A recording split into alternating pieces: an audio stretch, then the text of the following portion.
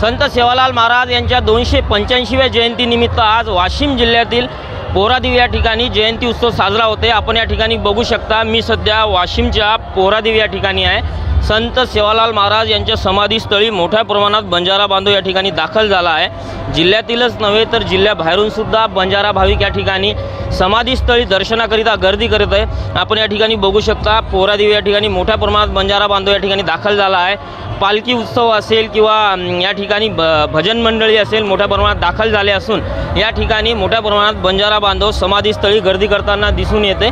यासह आज या ठिकाणी जिल्ह्याचे पालकमंत्री संजय राठोड यांच्यासह मंत्री दादा भुसे असतील, गुलाबराव पाटील असतील, यासह खासदार श्रीकांत शिंदे हे सुद्धा या ठिकाणी शासनाकडून जो निधी देण्यात आला होता त्या निधीची त्या कामाची पाहणी करण्याकरिता या ठिकाणी मंत्री महोदय सुद्धा थोड्याच वेळात या ठिकाणी दाखल होणार आहेत। कॅमेरा पर्सन दीपकसह मी विशाल राऊत, जय महाराष्ट्र न्यूज, पोहरादेवी, वाशिम।